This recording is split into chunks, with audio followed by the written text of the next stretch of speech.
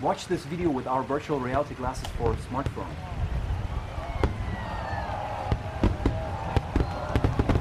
virtualvizor.com.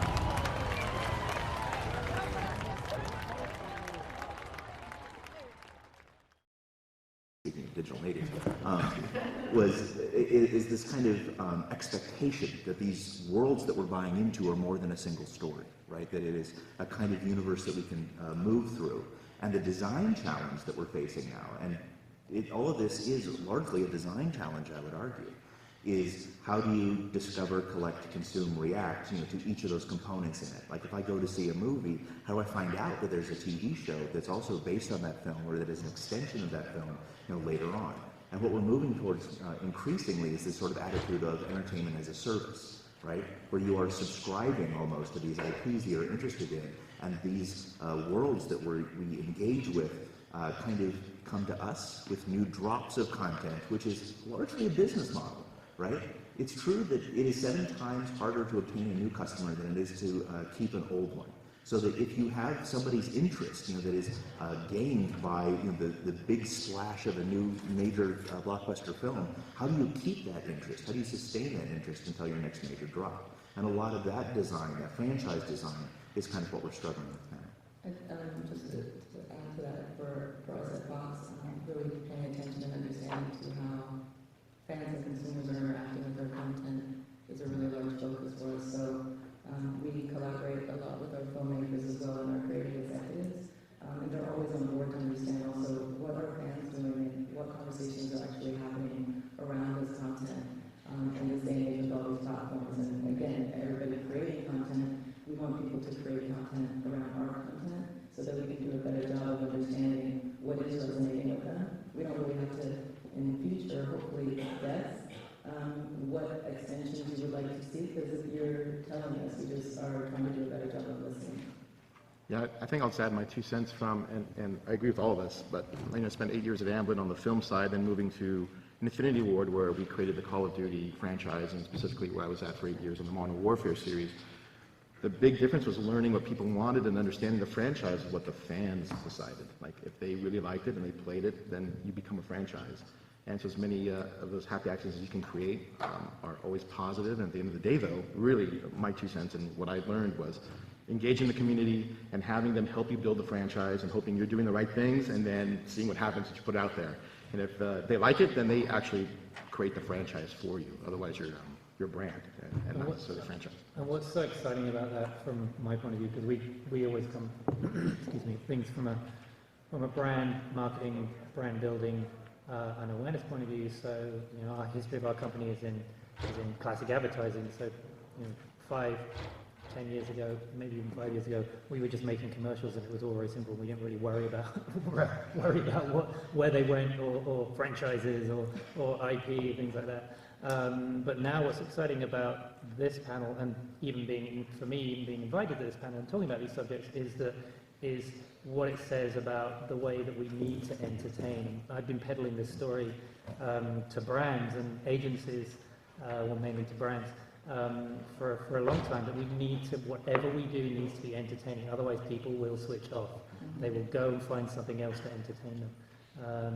And so now I'm involved in, I'm probably the newest member of this panel to the word franchise, but the fact that I'm even here speaks to what's going on in the world of marketing and brands are slowly waking up to this idea that you got to entertain, duh.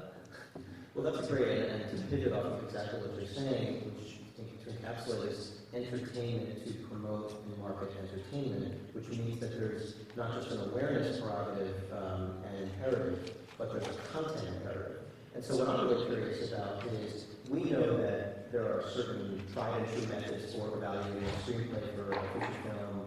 You determine if it's viable. There is a process of rewrites and more rewrites and more rewrites and all the things that happen in order to make a screenplay a viable blueprint to make a film. But when it's entertainment in service of entertainment, what are some of the checks that you use to maintain quality when, in essence, the work of supporting, say, a feature is as critical in terms of the fidelity as the actual main product? And I'd love to hear from anyone who wants to jump in.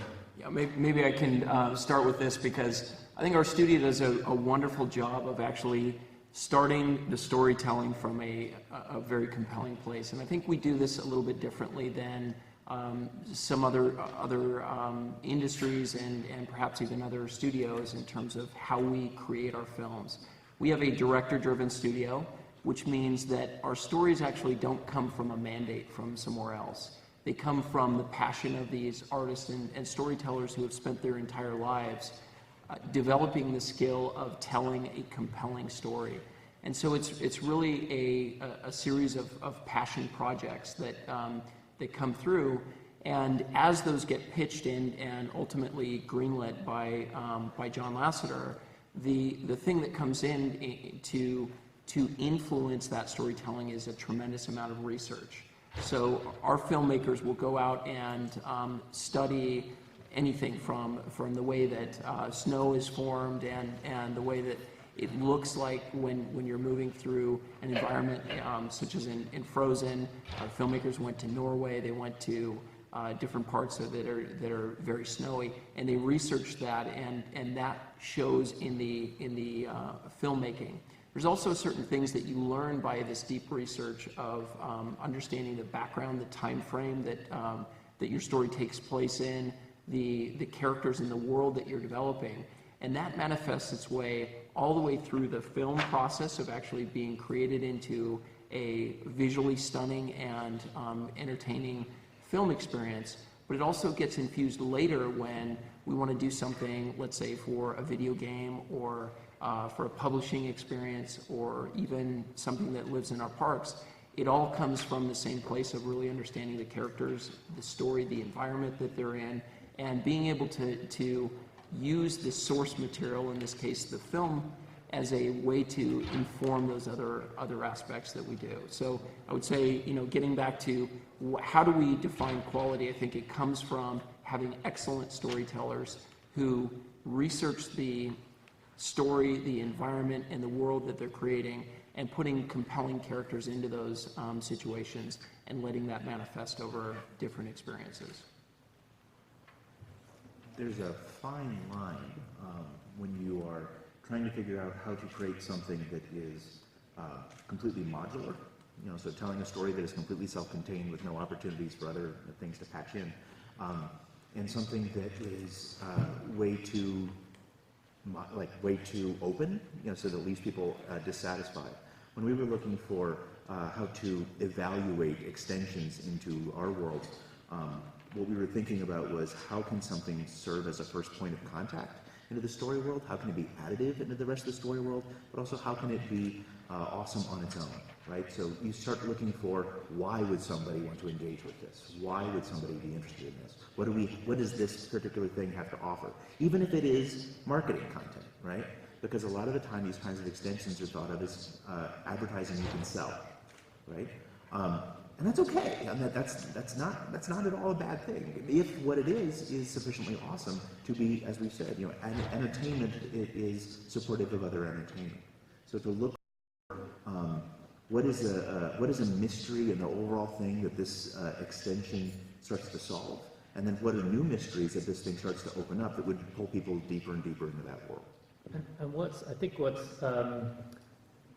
interesting about it, what's fun about it, is that you can't, sometimes it's important not to overanalyze and not to overthink it and kind of let the thing take. I mean, from what I've heard, I don't think anybody at Disney expected Frozen to be such an amazing hit. It resonates so much. I have two daughters and they've seen it like 36 times in the last month.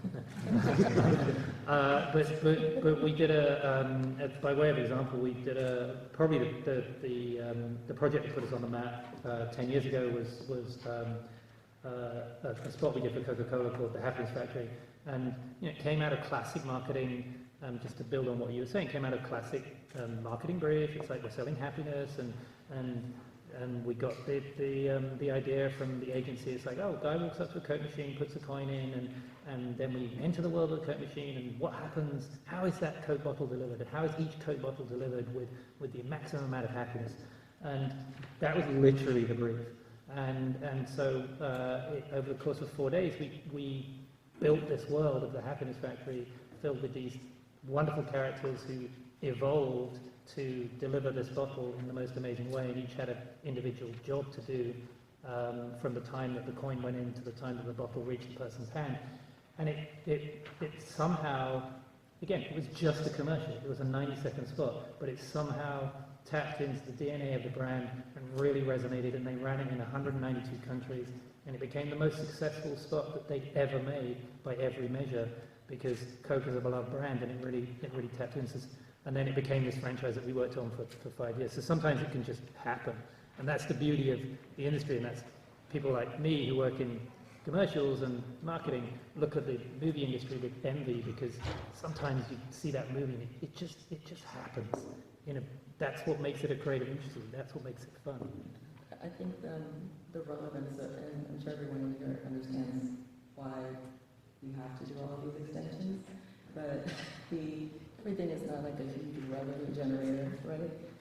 Like we're trying to all understand how to get into the VR business, but why? It goes back to what I said at the beginning with, like, we're no longer competing with other studios for consumers' attention. We're competing with every other entertainment option that they have in a specific time period. So how do you cut to the clutter? You have to find these experiences that they want to participate in. Those will help them actually pay attention when this incredible next movie comes out, because they feel more invested in it and it resonates with them. How do you reach them? So I think VR is just another example of creating an incredibly immersive experience for them to go deeper into this world and have like an even deeper connection with these franchises. Well, that's a great segue to talking a little bit more about technology in general, because it seems like there's room for experimentation and almost a necessity for experimentation in order to go where the audience might be, because the opportunity or the necessity is to build awareness. So I'm curious how you think about sort of a two-part question.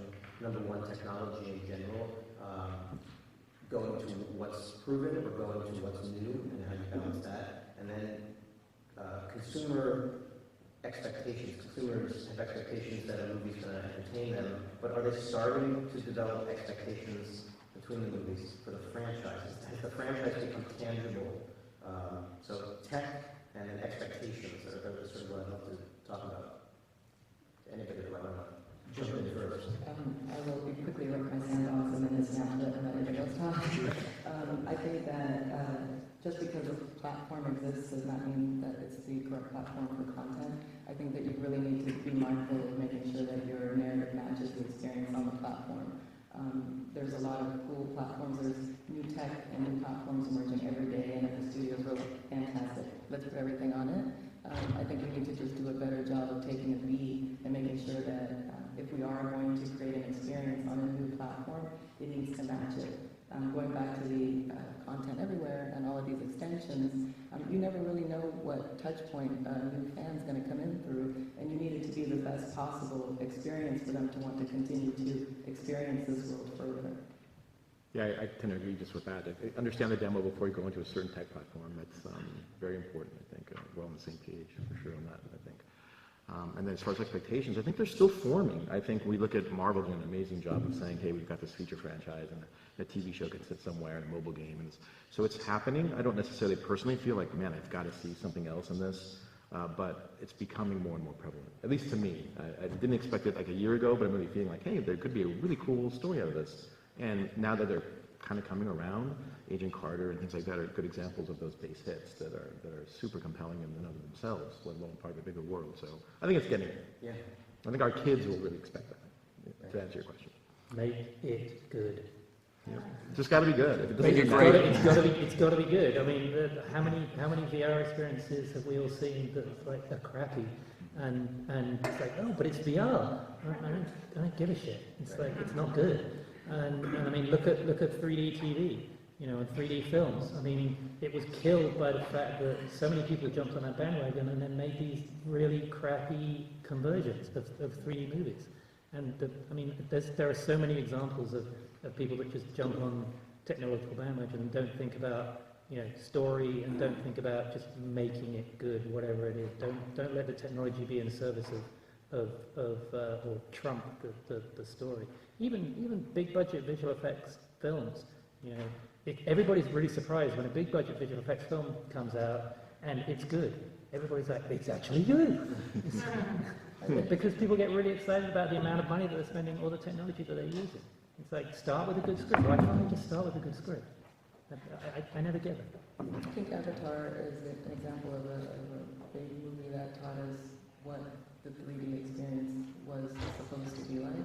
And we need to find that experience that we can have in VR so that people will go, oh, because all of us have, I'm sure many have had the opportunity to experience a lot of these platforms of the different tech companies, and you really see what's possible. But that type of narrative to carry it, I don't think we've really seen just yet what it is and what's possible with it. The second part of your question, first of all, I completely agree with tell great stories and then find ways to extend that in different avenues if there's an appetite. And I think the second part of your question was, has there become a desire from consumers to engage in franchises?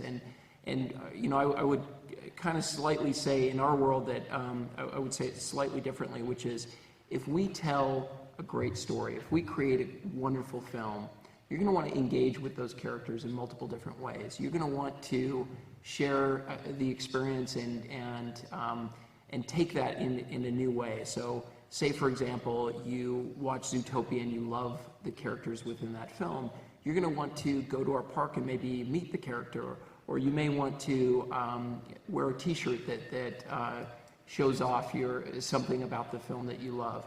But I think it's all about, everything goes back to great storytelling and finding a way to do that in different platforms. It all begins with the film and then extends beyond that.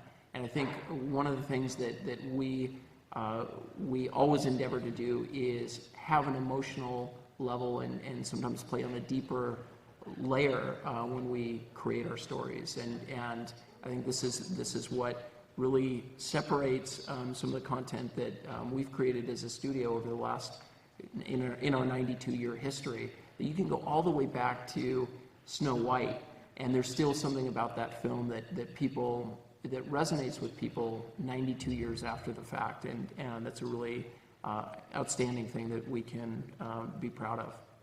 One of the beautiful things about Disney and its repertoire of different story worlds is how different people, you don't see people just walking around with the same Disney shirts, right? They're Disney t-shirts of different Disney characters or different sub-franchises within those kind of worlds. For me to wear a Jessica Jones t-shirt is a radically different message to give people than if I'm wearing a Tangled t-shirt, right? And part of that gets down to this idea of what is it about that world that resonates with people and why, right? So to turn a character into a love mark, to use marketing language, you have to identify what that is about that character that turns into something that people want to communicate to other people about themselves as a kind of shorthand for themselves. It's one of the reasons why the worlds or the houses of Harry Potter are so freaking powerful as a generator of deep, passionate engagement with that story world. Because if I ask you, or if I even see you across the room that you're wearing the colors of Ravenclaw, and I'm wearing the colors of Gryffindor, and that poor guy back there is wearing the colors of Slytherin, that is us telling each other something about ourselves so that we can communicate our philosophies, right? So just rolling that kind of thing into the worlds that you're building, and that was one of the things I was looking for back at Microsoft, about worlds that were worthy of investing.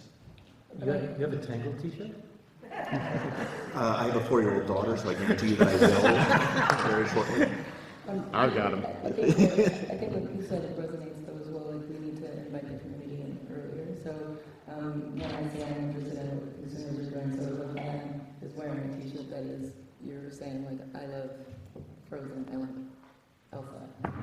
But if you're on DeviantArt or Wattpad and you're actually creating content, a narrative, I think that is a new level of participation. And I'm really interested in understanding who those fans are and what they're doing and where they're doing it so that I can reach out to them and have them do more and see if there's other like franchises that they might be interested in, because there's a lot of affinity, especially at 20th Century Fox, where there's so much sci-fi genre.